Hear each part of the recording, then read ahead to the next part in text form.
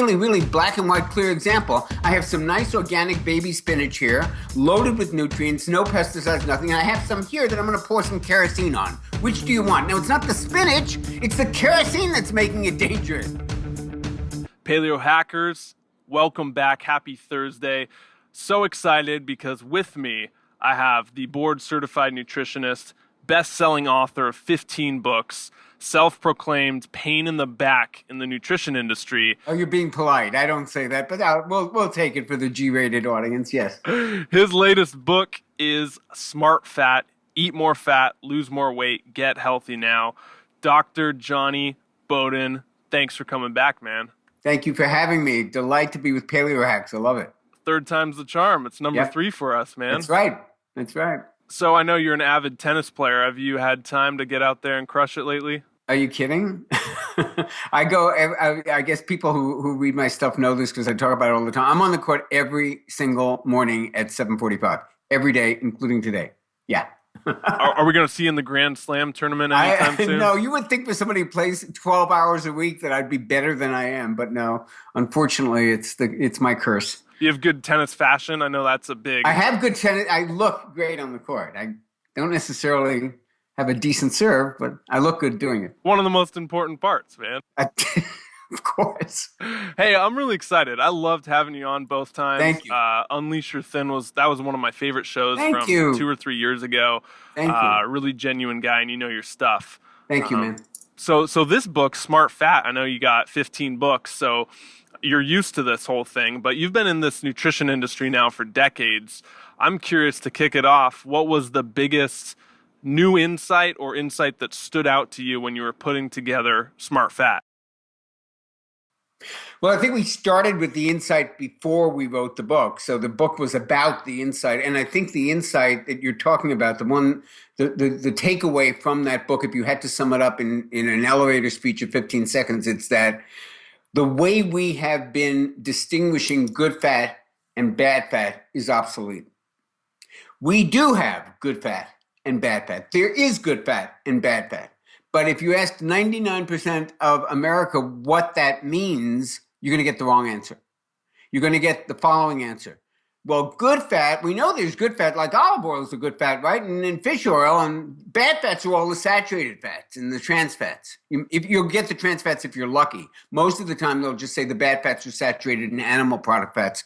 And that is the big takeaway message of Smart Fat. That is ass backwards, completely wrong, boneheaded, and a remnant of 1980s nutrition thinking, which is that, all saturated fat was bad, all vegetable oil was good. This is part of the advice that has made the country fat, sick, tired, and depressed over the last 40 years.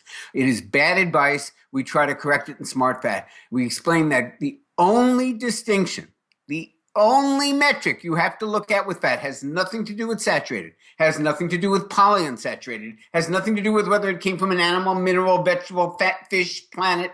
It has to do with one metric only, and that's this. Is the fat toxic? If it's toxic fat, it's bad. I don't care what its origin was. And if it's not toxic fat, it's either neutral or smart. Neutral being it'll have no effect on your health one way or the other. Consume it all you like or don't, and or depending on taste, depending on calories, whatever your metric is. And if it's smart fat, you better make an effort to get it into your body, because if you don't, you're really missing out on some big health benefits. So that's the big takeaway from the book Smart Fat. Okay, so the only distinction is toxic or non-toxic. Yeah, and let me explain what toxic means, because a lot of people don't really get this. And I think the best way I can explain it is to use an example that happened out here in California, Southern California. I live in Los Angeles. 2 years ago, we had an E. coli scare, and they traced it to spinach. And they recalled all the spinach. You couldn't get spinach at Whole Foods. You couldn't get it at Trader Joe's. You couldn't go to Subway and save some spinach on that sandwich. Gone. All gone. Not one health professional, even the god-awful American Dietetic Association, not one of them got on the air and said, hey, spinach is a bad food. Because everybody intuitively understood that what we had here was a contaminated crop of a good food. It was a good food that somehow got contaminated. Well, now let's look at animal products in this country.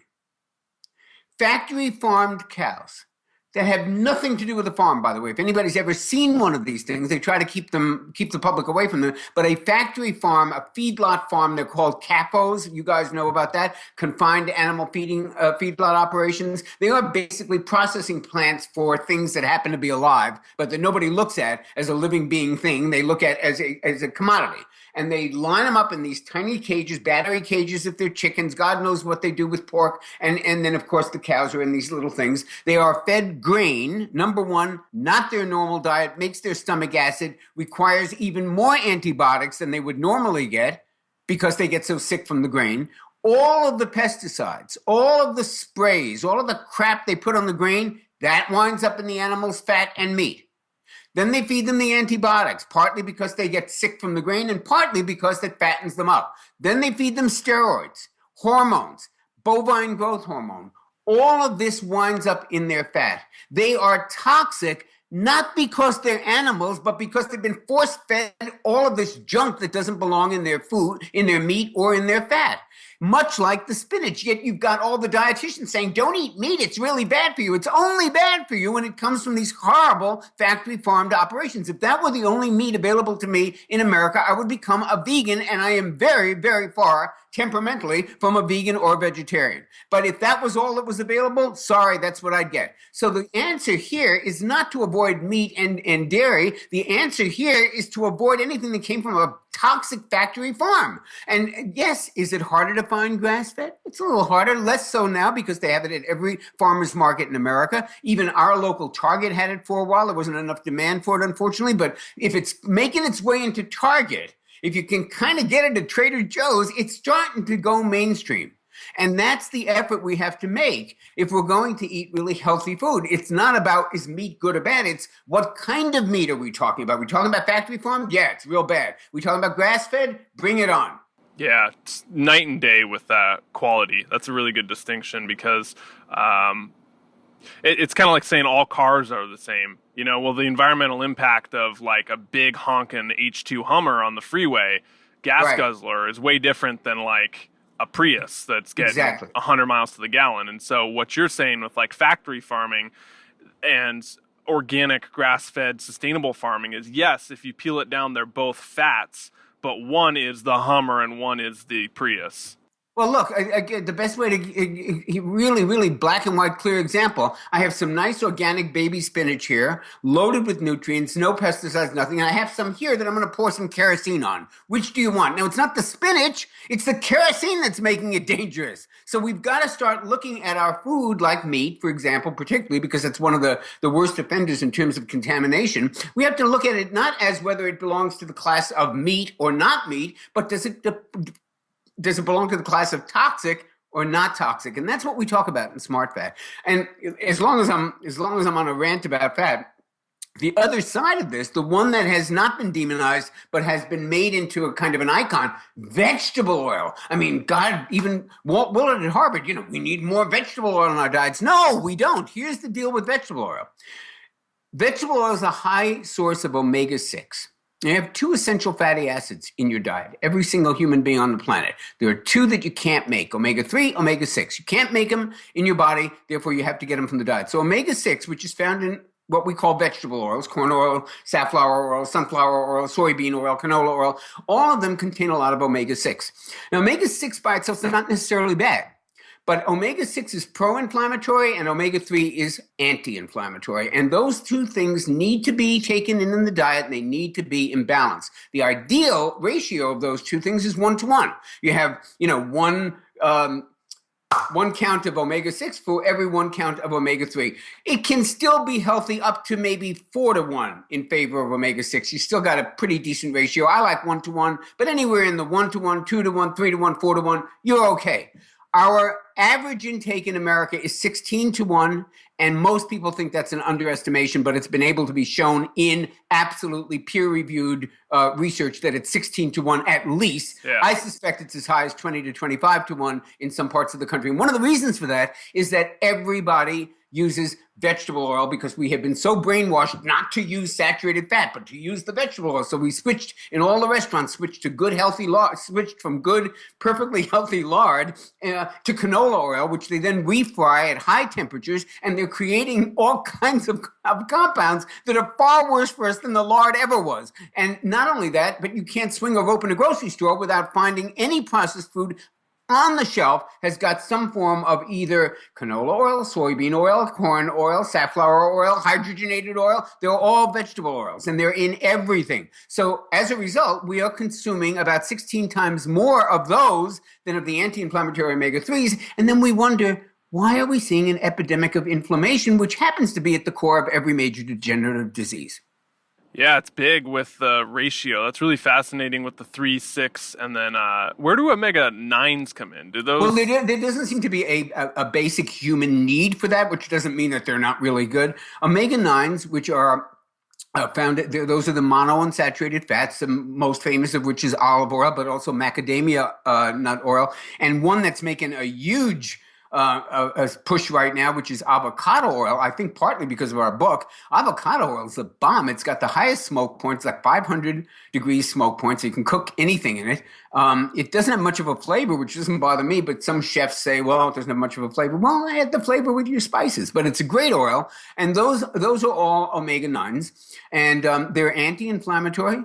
They are clearly associated with healthy diets because it's the main fat that they get in the Mediterranean. And certainly we know all the epidemiological studies show, lower rates of everything in people who more or less follow a Mediterranean pattern, which has a lot of omega-9s. So, yeah, I think omega-9s are the bomb, and we should get them in our diet. There isn't, a minimum amount, but we consider them in our book as smart fat that you should actually make an effort to include in the diet on a daily basis. And that could come from avocado, it can come from walnuts, it can come from avocado oil, can come from olive oil. Okay. Jonny, I want to ask a really basic question for the person out there listening who's wondering why is fat even important? What does it do for me? I've been told fat's been bad, and okay, now I'm going to eat more, but why should I eat fat? Well, there's a number of things. The first of which is fat is the best source of energy on the planet, dietary source of energy on the planet. And let's start with that. Or maybe I'll give you the bullet points of all of them and then come back to them as long as I don't forget them. It cushions the organs. A great source of energy, as I said. It's anti-inflammatory. If you use the right ones, it's anti-inflammatory. Probably one of the most direct benefits of more fat in the diet is weight loss. And people say, well, how can that be? I'll tell you how it can be, because you've been lied to about what causes weight gain. What runs the show when it comes to weight gain is hormones, not calories, hormones. And fat has a much better effect on your fat-storing hormones than any other macronutrient. So let's go over those one by one. Best source of energy. So when you and I talk about energy, when I speak to a group like at the Paleo conference, or any conference, I spoke at GNC yesterday in Dallas, and if I talk to any group, even an educated group, and I say, hey, lots of energy, people think of that feeling of get up and go. But biochemists talk about energy in terms of the cellular level. There is actually a compound in every single cell of your body. It's called ATP, adenosine triphosphate. That is the currency of energy. You need ATP to blink your eyes, to make a Skype call, to dance the Macarena, to sleep, to grow fingernails, to digest food. You need ATP for every movement. Every word you speak requires this. It's the Bitcoin of energy, if you will. All right? So how do you make ATP? You make it in the cell, and you make it out of glucose, carbohydrates, or fatty acids, right? And you break it down. Well, a molecule of glucose produces about in the 36 ATP molecules. A molecule of fat produces 144. So fat's an inherently better source of energy. You talk to marathoners, Wow. They run out of carbs 2 hours into the marathon. You better be able to be fat. One of my most impressive mentors was Stu Middleman. He's an ultra marathon record holder. You can find him in the Guinness Books of World Records. He's also got a master's degree in exercise physiology and nutrition from Columbia. So he was a very interesting guy to study what runners did, because he was one. He was a world record holder, and we see him in New York City doing warm-up runs of 10 miles a day. And we say, Stu, what are you not? Why are you doing 10 miles? And he said, because I don't have time to do a longer run. So this is who we're talking about here. And he used to say to us, you got to eat butter on your toast. Now, this is back in the 90s when nobody was going near fat. And he would say, you got to eat fat to burn fat. And another one of my professors used to say, your goal is to be a better butter burner. You want to be a fat burner. You don't want to be a sugar burner. I wrote a whole program on this metabolic factor that's being sold all over the internet right now. And it's based on the idea that most of us are stuck in a sugar burning metabolism. Yeah. So we see these people who are 100 pounds overweight and they're on the treadmill and you think, my God, why aren't they burning off those calories? Because they're burning the sugar in their bloodstream and they can't get to the fat. And here's the thing about that. It's like an ATM. You've got all this stuff in storage. You got all this money, but you don't have the password. And that's what sugar burners frustrated by. They've got all this fat, got a great source of energy, but they can't access it. It's like having a gas tank, but you don't got the pump. Right. So we want to be better butter burners. We want to be better fat burners. And we want to use that phenomenal source of energy to power our daily activities, not just our exercise, but everything. And that's the whole idea of a ketogenic diet. You just eat fat. There's no sugar to burn. You better be burning fat. So it's a great source of energy, number one. Physiologically, it cushions the organs as a protection. Okay, that's interesting and good. Here's the big one with the hormones. So as everyone listening to your show, I mean, all the Paleohacks know this stuff. It's just a redo of what you all know, but I'm going to It's okay. It's good for basics. Anyway. Yeah, we love basics. So when you eat food, your blood sugar goes up. You want that to happen, right? You need that sugar for energy. The pancreas looks at the increase in blood sugar and it immediately responds with a squirt of insulin. Insulin is the hormone which is charged with the responsibility of getting that sugar out of the bloodstream where it can do some serious damage if it stays high too long and getting it into the muscle cells where it can be used for energy. It's a great system, except it breaks down. And when it breaks down, the muscle cells say, sorry, we really don't need any more sugar because this dude's going to sit around at the computer all day and when he gets home, he's going to use the clicker in front of the TV. What do we need this energy for? Take it elsewhere. And now insulin goes, oh, you know what?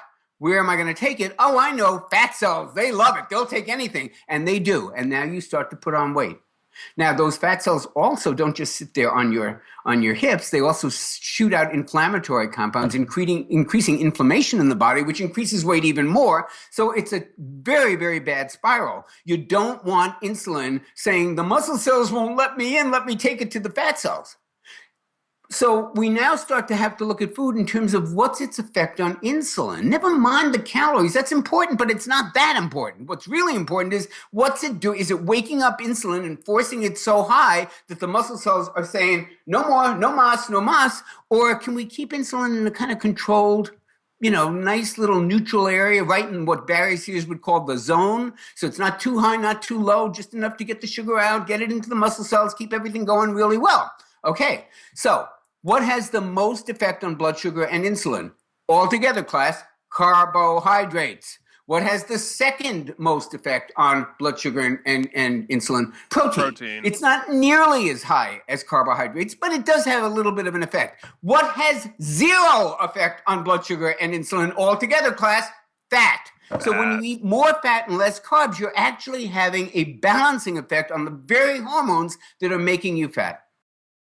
Vicious cycle, eating carbs, gaining weight, getting inflamed, all those things seem to go together, which is what you hit on. And that was really cool, what you just talked about, because I think it nails it on the head that when you start getting back to smart fat or fats altogether, you're able to get at that root there.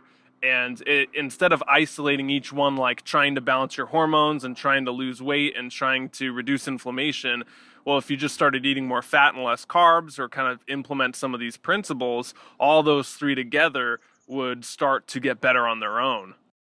Yeah, that's 100% true, Clark. You nailed it. Okay. So all these reasons, we want to balance our hormones. If you talk to Dave Perlmutter, the brilliant author of Brain Brain and Brain Builder, he'll tell you that you're talking about brain health. I mean, he's a guy who purposely stays on it. I don't know if you know David Perlmutter, if you've seen him. He's a tiny little wiry guy, and every time you see him at a conference, he's out running, and he hasn't got 1 ounce of body fat, and he eats a ketogenic diet, and hugely high in fat, almost no carbohydrates. Now, he's not doing it to lose weight. He's doing it because as an integrative neurologist, he has found that the byproducts of fat metabolism, which are called ketones, are the best source of energy in the world for the brain. So as far as he's concerned, eating a high-fat diet is right up his alley. That is a brain-healthy diet. Yeah. I'm curious, Johnny, then.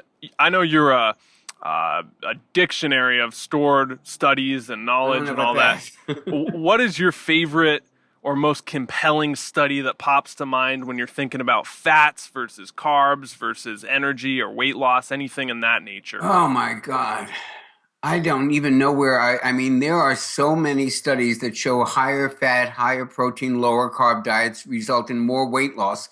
But I don't think that's even the interesting thing. I think what's interesting about most of those studies is what else happens beside the weight loss. You Huh. always see triglycerides drop like a rock. You always see an improvement in inflammatory markers. You see lowered blood pressure. You see changes in particle size in the cholesterol. So these are very impressive. I'll tell you one study that jumps to my mind that kind of, for me, decimates the whole cholesterol hypothesis. And let me back up. The reason we're interested in cholesterol, and as you very well know, Clark, because you had me on after we wrote it, we wrote a book a couple years ago called The Great Cholesterol Myth, where we just attacked the entire industry that's based on lowering heart disease by lowering cholesterol and pointed out that one has really nothing to do with the other. So if you think about it, though, fat and cholesterol are joined like Siamese twins. They are the Bonnie and Clyde of bad actors in the mind of most establishment dietitians.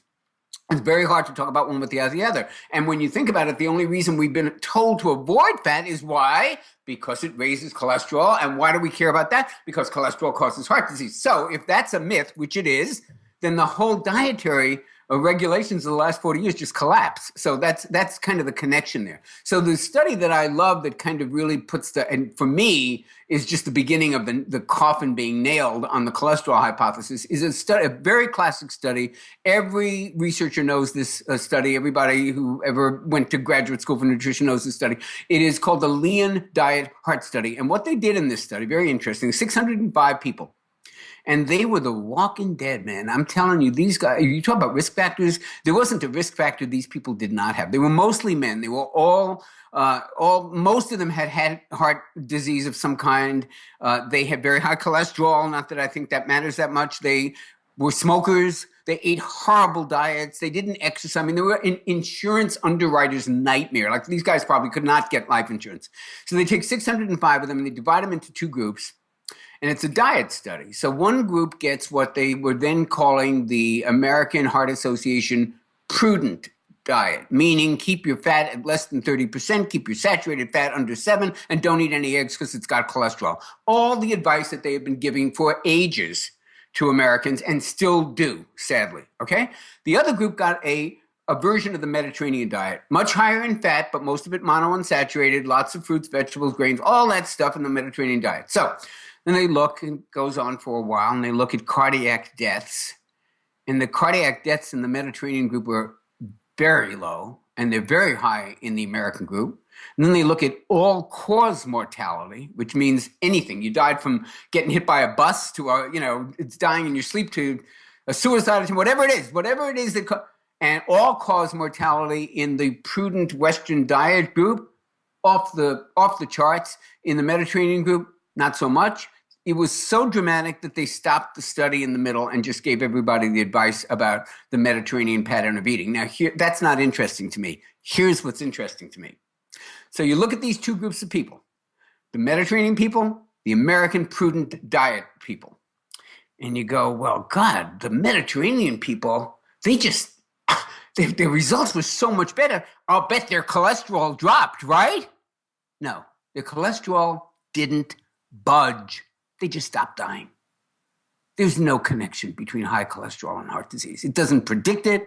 It doesn't cause it. Everybody remembers Meet the Press. Tim Russert died on the treadmill at NBC with his cholesterol quite well controlled. Thank you very much. It's just been the biggest red herring. It has a minor part to play in heart disease. And yet, it has had a major part to play in our dietary programs because we all believe that we should avoid saturated fat because of its effect on cholesterol, which keeps us from eating good, healthy, traditional fats, including many saturated fats, and keeps us piling on the vegetable oil, which is in turn more inflammatory than anything it replaced. That's amazing study, and the great cholesterol myth ties in nicely. I know that inflammation is the major problem when it comes to a lot of heart issues. Yep. So I've read.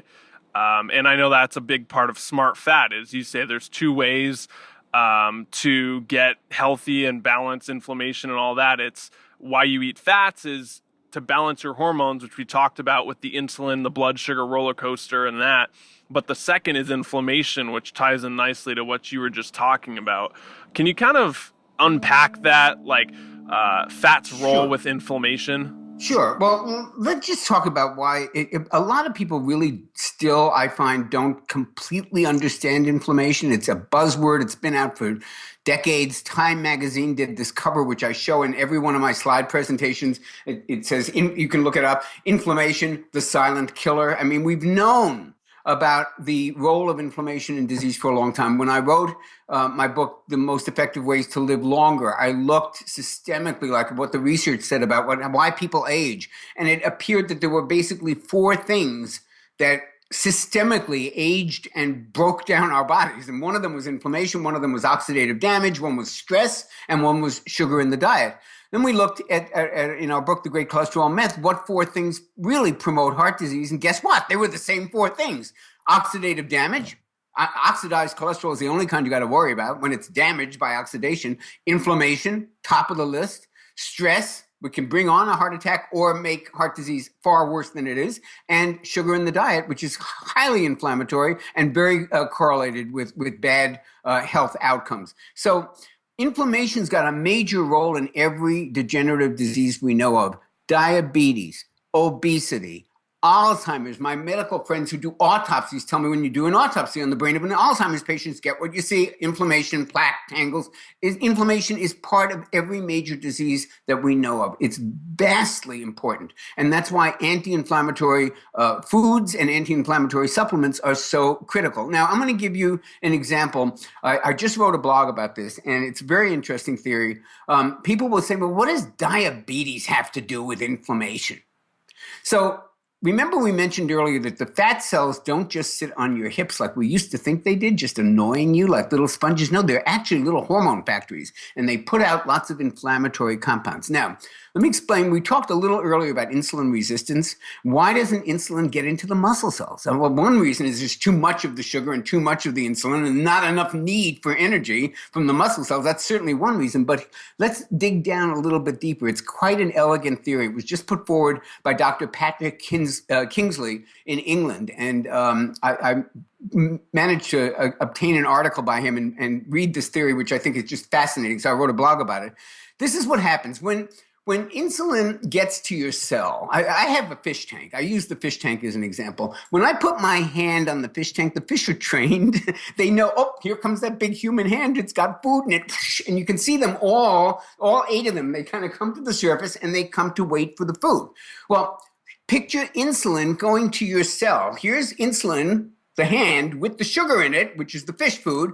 And what happens is something in the cell called the GLUT4, glucose transporter number 4, swims up to the top of the cell, just like my fish do, grabs the sugar from the insulin, goes back in. Make sense? That's a good example. Inflammatory compounds kill GLUT4. There is a direct connection between inflammation and insulin resistance, diabetes, and obesity. The inflammatory compounds literally shoot the fish. They shoot the GLUT4. There's nothing to come up to the cells and grab that sugar. Wow.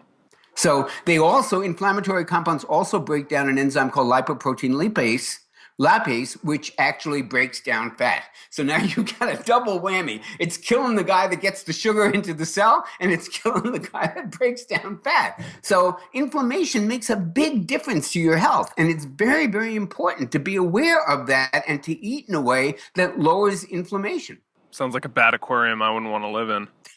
Exactly. Dangerous place. I know GLUT4 is also activated with exercise, like heavy resistance training, correct? Mm-hmm. Is that where that ties in? Yeah, all the good stuff. All the good stuff activates the things you want activated, and all the bad stuff shuts them down. I mean, that's the good, rule of thumb to remember. Yeah. Even if you don't remember GLUT4 or anything, you can pretty much sure that exercise 99% of the time is going to increase the things you want increased, and eating inflammatory foods like sugar is going to decrease the things you want not to be decreased. That's fascinating. So with inflammation, what are kind of Jonny Bowden's major go-tos or protocols when someone comes to you or they want to start eating an anti-inflammatory diet? Yeah, and by the way, if people are probably thinking to themselves, well, how do I know if I've got inflammation? There's two answers to that. Number one is if you're breathing, you got inflammation. Everybody has it. The question is how much. And the second is a very good test for this, and you can ask your doctor for, is the CRP test. It's called a high sensitive CRP test, and it tests for a protein that's a good systemic measure of inflammation. You want that number to be 1 or less, preferably less than 1. You do not want that number over 1. If you do, you've got more inflammation than you need to be having. Is it common? Is it common if it's over 1 in most people? I don't know what the statistics are with that. My guess is it's high in most people, or it's higher than we want it to be. And most measurements are blood pressure, all the things. So that's my first thing is to know that you have it. If you want to test it with a test, by all means do so. If your doctor says you don't need the CRP test, please change doctors. So what can we do about it? Well, there's a lot of things that cause inflammation that really we don't have a lot of control of. Exposure to toxins, things in the air, things in the water, it's pesticides on the grains that we eat and the crops that we consume, medications, recreational drugs, all of those are inflammatory. Sugar is hugely inflammatory. That's something we do have some control about. But there's also a lot of really good anti-inflammatory foods and supplements. So let's start with the supplements. My favorite, without question, is omega-3. It's the most anti-inflammatory molecule on the planet. If you're a vegetarian, you get it from flaxseed. I love Barlean's is my favorite brand for that. I certainly fish oil. I think probably has even more research on it than flaxseed oil. So very, very anti-inflammatory. And I would recommend, that's one of my go-to supplements for absolutely everybody. How sorry to cut you off. How much would you recommend the everyday? Everybody debates this left and right. And if you talk to the real health guys who like really live this stuff, well, they'll tell you 4 or 5 grams, 3, 4 grams, things like that. And that's what they do. That's what I do. We're talking about the general public who barely gets half a gram every 2 days, maybe. We're happy if they'll just take a gram. I mean, you want to make the bar low enough so that people can take some omega-3 if they're not taking anything. Ideally, I'd probably go 3 grams. Okay, one last question on that. Is there a damage if you go above 5 grams? Because I know some people listening are saying, I'll just crank this baby up and take the whole bottle or whatever. Like, what's kind of the upper limit? Well, that's a great question, and I get asked that a lot about everything from water to oxygen. You have to understand that here's the macro picture. You've got to understand that there is no substance on Earth, including water and air, that you can't die from too much of. Every 2-3 years, some stupid shock jock on the radio does some stunt where they see how much water you can drink in an hour and somebody dies of water poisoning. It does happen. It happens less than you would expect to be hit by a meteorite, but it does happen. And in much the same way, it is possible to invert the equation. I mean, right now we've got this omega-3, omega-6 relationship that we talked about earlier. It's ideal to be 1-to-1. Most of us are consuming 16-to-1 in favor of omega-6. So that's the main problem. The main problem is not getting too much omega-3, it's getting too little. Is it theoretically possible to do that? Absolutely. If you're an explorer in Greenland and you are living on walrus blubber and seal meat and that's all, yeah, you might not get enough omega-6s. There's no vegetables that grow up there. And you could be, and it will thin the blood. I mean, there are downsides.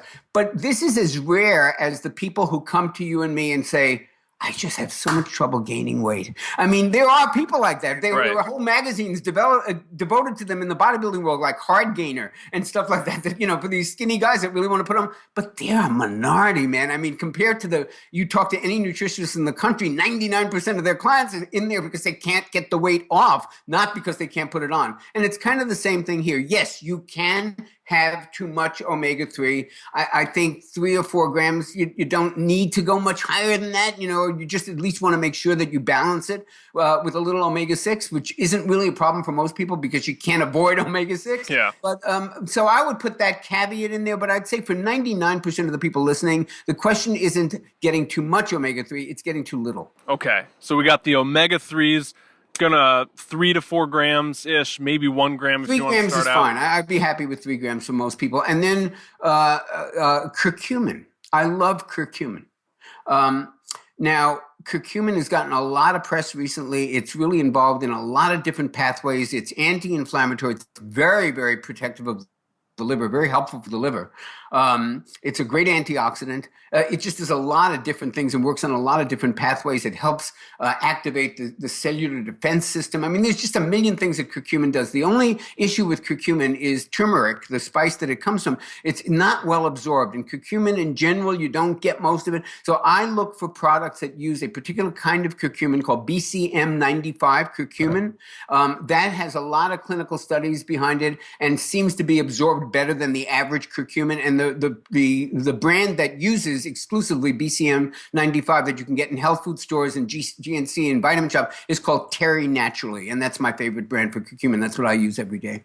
I heard with turmeric and then the active component curcumin, I was looking into it because I was fascinated as well. It has Fantastic stuff. It has the most scientifically backed research when it comes to cancer. I didn't even mention that. It absolutely does, and in legitimate settings as well. This is not all, esoteric alternative medicine stuff. There's some serious stuff going on studying curcumin and its effect on cancer cells. So yeah, very much a fan of that stuff. It's interesting, like how they just started. I mean, they've probably been doing it for like 50 years now, studying that. But it seems like such a random thing that contains so much benefits. Like this little turmeric, kind of looks like a finger. That you would just kind of skimp over and maybe dye your clothes with back in the day. And here it is sitting in front of us, and it's the most anti-cancer food to date. It really is. That's a big part of my daily supplement routine. Another supplement a little harder to find is quercetin or isoquercetin. Quercetin is found in apples and onions, and it's a very anti-inflammatory flavonoid. And I'm convinced all this grandmother wisdom, like an apple a day keeps the doctor away, all this stuff that your grandmother, it's all being borne out to be true. We didn't know why it was true back then. But now we're finding out, wait a minute, that might have an effect on the microbiome. That's why they keep thinking that was so healthy. And we didn't know it because we didn't know what the microbiome was. But there's one of the connections. With apples, it might well be the fiber, the pectin, or it might be the quercetin, the anti-inflammatory flavonoid. But God knows it has a good effect. So apples, onions, omega-3s, wild fish. And again, there's as much of a difference in fish like salmon between the wild kind and the farmed kind as there is in meat between grass-fed and factory farmed. I get my salmon exclusively from a company called Vital Choice. I wish I owned part of it, but I don't. But they're a great company, and they ship it directly from, I think, from Alaska, or certainly from Seattle. Maybe it's Seattle where their headquarters are, but they are wild Alaskan fishermen, 3 generations. They test this stuff every which way for impurities. They fish in a sustainable way. They're environmentally conscious, and it doesn't cost any more than Whole Foods. So I just get it shipped from them. Vital Choice is your... Vital Choice, it's called. And sorry, what was the apple supplement you were talking about earlier? Quercetin, Quercitin. Quercetin. Okay, great. So supplements, important. Maybe those are some people can think about adding into their diet. Mm-hmm. What about any other like health hacks? I know we're coming up on time here, but are you big on like, I don't know, cold showers or? I think the one that I think has got the best research behind it, passes the smell test, makes the most sense in terms of our experience, and also, as I said, has some pretty good research behind it, is intermittent fasting. I think that's a hack that we could all use, and I don't think it's that hard to do. Look, if you eat an early dinner and you skip breakfast the next morning, you've just done an intermittent fast. It's not that hard to do. I mean, you eat at 7, don't eat again until noon the next day. You've just done 18 hours. So there's a lot of ways to do this, to take a break from a couple of meals, to take a day off once a week, to do periods of 12 hours. But there seems to be something really magical about that thing on a lot of different levels. A lot of theories have been put forth as to why that is. It certainly has something to do with not activating insulin too often. So I think that's something that we could all benefit from and try pretty painlessly and give a trial of a few weeks for and see if it makes us feel better, more energetic, lose any weight, all those things. And you can see that in a few weeks of trial. Johnny, a couple closing questions for you. This is why I love talking to you, man. It just flew by like this. But to wrap it up, I guess, let's start off with, in the past year, what's been the biggest lesson you've learned? In the past year, what's been the biggest lesson I learned? And I assume you're talking about nutrition. Anything. It can go either way. It can go tennis if you want. Uh, I don't, the reason I'm hesitating is not because I can't think of the lessons. It's because I'm having trouble isolating whether any of them occurred in this last year as a kind of aha eureka moment. I don't have too many eureka moments anymore. And the reason for that is not because I don't think about this stuff, but because realizations about how the way the world works, how people get information, how they think about nutrition or tennis or politics or any of this, this stuff evolves over time. And, I'm going to be 70 on my next birthday. I've been observing people and events and health and politics and literature, all this stuff for a very, very long time. So there's very few things that I go, wow, I never knew that. But there's a lot of things that I go, I never thought of it in quite that way before. So I guess if there's one, thing that I'd like to crystallize, it would be that I think that one of the biggest pieces of collateral damage that the internet society has brought to us, the Twitter society, the Facebook, is that we think in sound bites. And we try to capture very complex relationships in 140 characters. So you get questions like, are bananas good? Is pasta bad for you? And those are questions that cannot be answered with yes or no's. They are complex issues. And what the biggest fear I have is that people have lost the ability to think about things complexly in terms of their interrelationships and all the factors. Are bananas good? Well, let's see. Depends. If you need immediate energy, maybe so. If you're trying to lose weight, I don't know. What's the glycemic index? Is it a ripe banana or is it a very, one of those brown ones that's pure sugar? There's a lot of things that go into deciding. Take carrot juice, which, gets such a reputation, or beet juice. Beet juice particularly because now it's really big in the paleo community and we all know it stimulates nitric oxide production and so athletes are using it. But beet juice is very high in sugar. It's a great detoxifying food and it does support nitric oxide production, but maybe if you're diabetic, not the best food for you. Maybe it'd be better to eat it with some butter or to slow the glycemic impact by adding some fat. So all of these are issues that people are perfectly capable of unpacking, but we seem to have just been having our brains reprogrammed in such a way that if it can't take place in a flash, if you can't understand it, and all you can really understand in a flash is very simple stuff, and I guess my one, if I was leaving the planet tomorrow, I'd say to everybody, slow down a minute. Think about some things. Think about problems a little bit beyond the immediate solution. And we're going to see that with global warming. We're such a let's fix it right now and just we'll worry about that then. And then is going to come, as it always does in health. And I can tell you this from the benefit of a few decades of doing this, that the 20-year-olds who say it doesn't matter what I eat or how I smoke, I'm going to feel fine on Friday, don't know what it's going to be like to be my age and look 20 years older than me. And that's what I see constantly. And that's what I try so hard to make my message be about. You don't have to look 20 years older than me when you're younger than me. You can actually have an amazing life with a lot of energy and not wake up with an alarm clock and be on a tennis court every day and have passion in your life and a great relationship. And you can do that if you fuel the darn body the way it was meant to be fueled and you do the right things for your mind, which are to keep it open, to keep it spiritually active, to feel connected with other people, to get outside in the greenery and get some sunlight. If you do those things, it's not rocket science. You can actually make this particular computer work very well.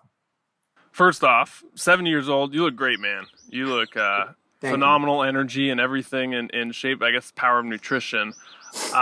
Second, so Smart Fat came out.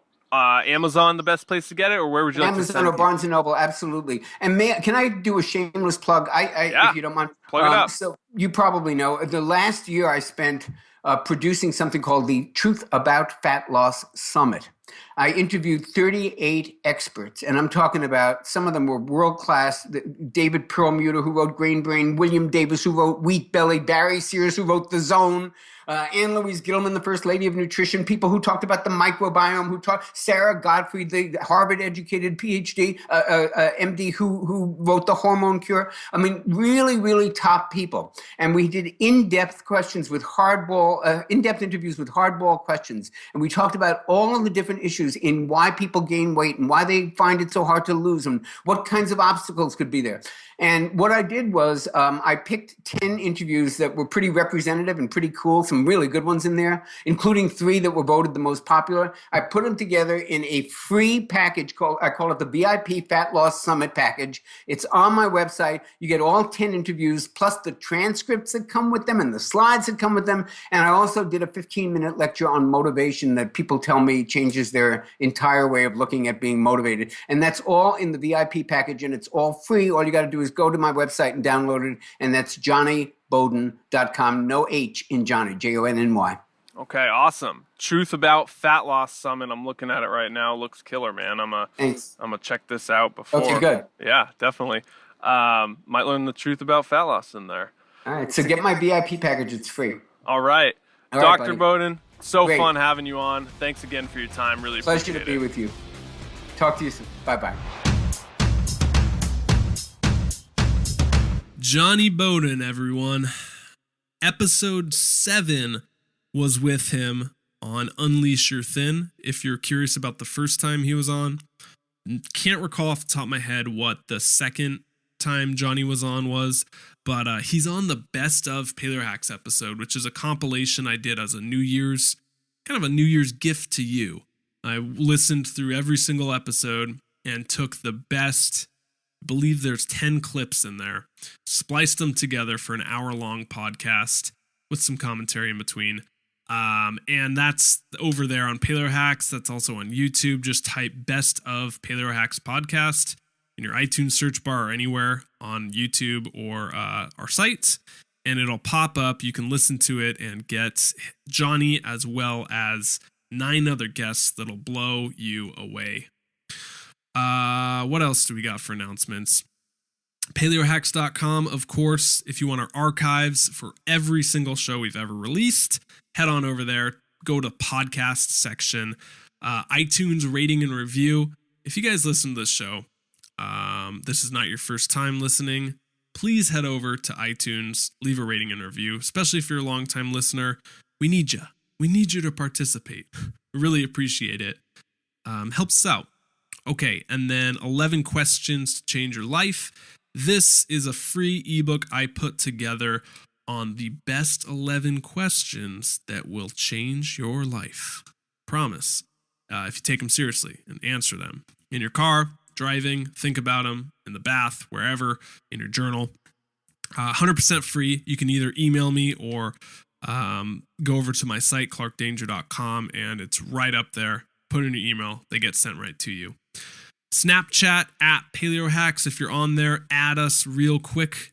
Got lots of behind the scenes stuff. At Clark Dangerous. That's OUS as well. And that's it. All right. Next week, we have Diana Rogers coming on from Sustainable Dish, talking about how to raise livestock and chickens in your backyard. Even if you live in a city, even if it's crowded, can you raise chickens? How much does it cost? And we get into all sorts of stuff too, like what's life on the farm like? What's it like to sell everything in your corporate job and take a full-time gig as a farmer, like her husband? Really cool conversation. She's got a lot of energy. I'm excited for you to hear that. The following week, we have Leaire Keith coming on to talk about the vegetarian myth.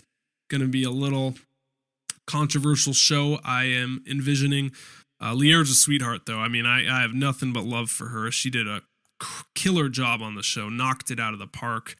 Really respectful, too, towards vegans, vegetarians. It's not about what diet is best. It's just about putting information out there so we have all the facts, so we have all the information, and we can make informed decisions. So I like it. Was not a dogmatic show in any way. I'm excited to release that in 2 weeks. Okay, that is it. Thank you so much for listening. I love you guys, and I will see you back here next Thursday.